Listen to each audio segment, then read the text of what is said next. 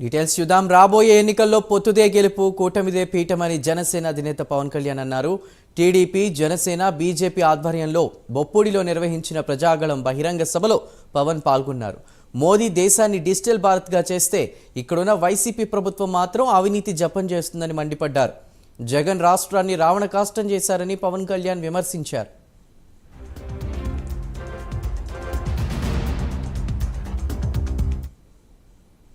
Andhra Pradesh negative growth పోతా ఉంది.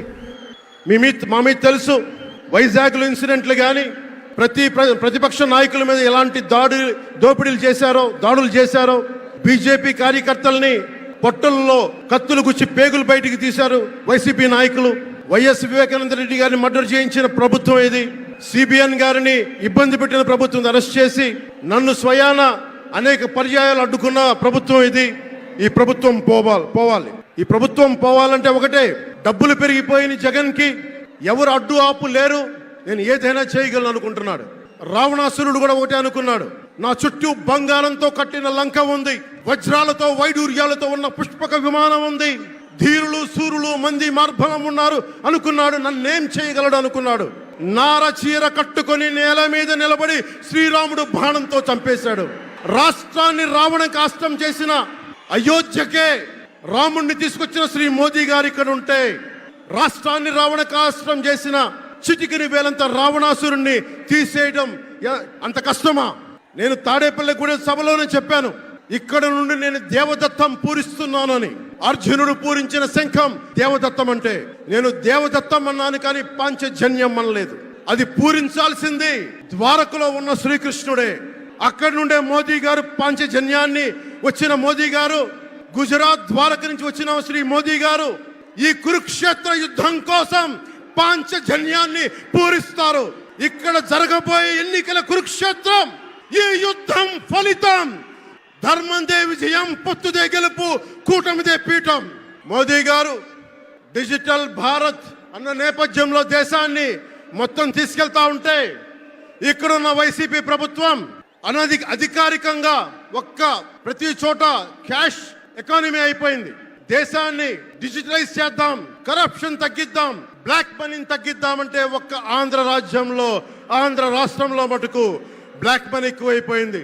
ఉదాహరణకి సారా తీసుకుంటే, ఏరక్ వ్యాపారమే తీసుకుంటే, సంపూర్ణ మద్యపాన నిషేధం అని చెప్పి వచ్చిన వ్యక్తి ఈ రోజున మద్యాన్ని సారా ముఖ్యమంత్రి కాదు, అతను ఒక సారా వ్యాపారి. అతను ఈ రోజున 1,13,580 కోట్ల రూపాయలు 5 సంవత్సరాల్లో అఫీషియల్ గా అన్అఫీషియల్ గా సేల్స్ సాధి పెట్టారు.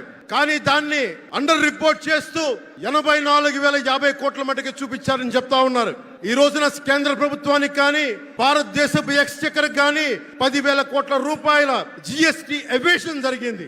అలాగే ఇసుక దోపిడీ, జేపీ వెంచర్స్ పేరు మీద జగన్ బినామీలు దాదాపు 40,000 కోట్ల స్కామ్ ఇసుక దోచేశారు. అందరూ అడిగిన వాళ్ళని, కిషన్ అనే రిపోర్టర్ ని చిత్తూరులో చంపేశారు. ఇక లా అండ్ ఆర్డర్ దృష్టికి వస్తే ఆంధ్రప్రదేశ్ హైయెస్ట్ గాంజా క్యాపిటల్ అయిపోయింది. New drug capital of India అయిపోయింది ఆంధ్రప్రదేశ్. రాజ్యసభ హోంశాఖ సహాయ మంత్రి శ్రీ అజయ్ కుమార్ మిశ్రా గారు 2019 ఒక ప్రశ్నకి సమాధానంగా 2019-2021లో 30,196 ఆడవాళ్లు అదృశ్యమయ్యారని చెప్పి స్వయాన రిపోర్ట్ చేశారు. 7,918 మంది 18 ఏళ్ల లోపు యువతులు, 22,278 మంది 18 ఏళ్ల దాటిన యువతులు. దీనికి ఒక్క స్పందన లేదు ఈ ప్రభుత్వం నుంచి. ఒకవైపు ఆత్మ నిర్భర్ భారత్ గా, సెల్ఫ్ రిలయంట్ భారత్ గా ఎక్కడి నుంచో విదేశాల నుంచి వచ్చిన సంస్థలు భారతదేశానికి వస్తుంటే, ఆంధ్రప్రదేశ్ కి రావాల్సిన సంస్థలు పారిపోతా ఉన్నాయి. 2014లో తిరుపతి బాలాజీ వెంకటేశ్వర స్వామి సాక్షిగా ఈ పొత్తు మొదలైంది. ఈ రోజున ఇక్కడ 2024లో బెజవాడ కనకదుర్గమ్మ సాక్షిగా ఈ పొత్తు వేరే రూపం తీసుకోబోతుంది. దుర్గమ్మ తల్లి స్వయంగా ఆశీర్వదిస్తుంది. ఇక్కడ ఆంధ్ర రాజధానికి అమరావతి దేదీప్యమానంగా వెలగాలని, దానికి నేను అండగా ఉన్నానని మోదీ గారు మరీ వచ్చారు ఇక్కడికి. 2014 తిరుపతి బాలాజీ ఆశీస్సులతో ఎన్డీఏ విజయాన్ని సాధించింది, ప్రభుత్వాన్ని స్థాపించింది. 2024లో దుర్గమ్మ తల్లి ఆశీస్సులతో మొదలు పెడుతున్నాం. అంతకు మించిన ఘన విజయం సాధిస్తున్నాం.